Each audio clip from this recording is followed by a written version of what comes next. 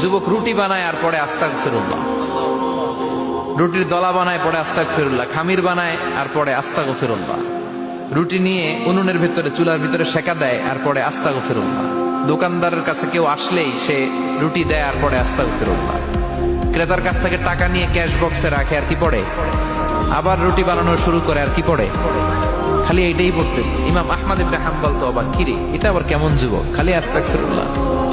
উনি প্রশ্ন করলেন, যুবক ঘটনা কি? আসার পর থেকেই তোমার দেখতেছি তুমি রুটি বানাও, রুটি বিক্রি করো আর পড়ো আস্তাগফিরুল্লাহ, মালাকা ইয়া শাবাব। যুবক বলে, আস্তাগফিরুল্লাহ আমার সবচেয়ে বেশি পছন্দের আমল, আমি সব সময় আঠার মতো ইস্তেগফারের সাথে লেগে থাকি আর সব সময় পড়তে থাকি আস্তাগফিরুল্লাহ, আর এর বদৌলতে আল্লাহ আমারে মুস্তাজাবুদ দাওয়া বানিয়ে দিয়েছে। আহমদ ইবনে হাম্বল তো অবাক, আনতা মুস্তাজাবুদ দাওয়া, তুমি মুস্তাজাবুদ দাওয়া রুটিওয়ালা? আমি এত বছর হাদিস পড়াই, আমি তো মুস্তাজাবুদ দাওয়া না, আর তুমি রুটি বেচো বাজারে, তুমি মুস্তাজাবুদ দাওয়া, তুমি দোয়া করলে সব কবুল হয়ে যায়? যুবক বলে, না আনা মুস্তাজাবুদ দাওয়া, আমি আমার জীবনে যত দোয়া করেছি কবুল করে নিয়েছে কে? সব দোয়া কবুল করে নিয়েছে আল্লাহ, একটা দোয়া ছাড়া। কয়টা? আহমদ ইবনে হাম্বলের কৌতূহল, কিউরিয়াসিটি আরো বেড়ে গেল, কি সব দোয়া কবুল হয়েছে একটা দোয়া ছাড়া?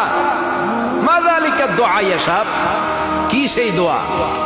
যুবক এবার বলতে শুরু করলো, আমার জীবনে যে দোয়াটা আল্লাহ কবুল করে নাই সেটা হচ্ছে, আমি আল্লাহর কাছে অনেক চেয়েছি, অনেক দোয়া করেছে যে আল্লাহ, শুনেছি এই জামানার সবচেয়ে বড় মুহাদ্দিস, তার নাম নাকি ইমাম আহমদ ইবনে হাম্বল, আল্লাহ তোমার কাছে আমার চাওয়া, আমি যেন এই ইমাম আহমদ ইবনে হাম্বলের দেখে মরতে পারি, আমি যেন ইমাম আহমদ ইবনে হাম্বলের হাতে হাত রেখে মুসাফা করতে পারি আর তার কপালে একটা চুমু এঁকে দিতে পারি।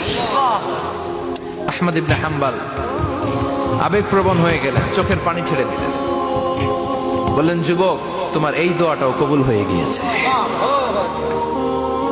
আহমদ ইবনে হাম্বলের দেখা সাক্ষাৎ পাওয়ার জন্য আহমদ ইবনে হাম্বলের বাড়িতে তোমার যাওয়ার দরকার নাই, আহমদ ইবনে হাম্বল তোমার দরবারে ছুটে এসেছে। আনা আহমদ ইবনে হাম্বল মুহাদ্দিসুদ দাহর, আমি নিজেই আহমদ ইবনে হাম্বল। যুবক চোখের পানি ছেড়ে দেয়, আহমদ ইবনে হাম্বল চোখের পানি ছেড়ে দেয়।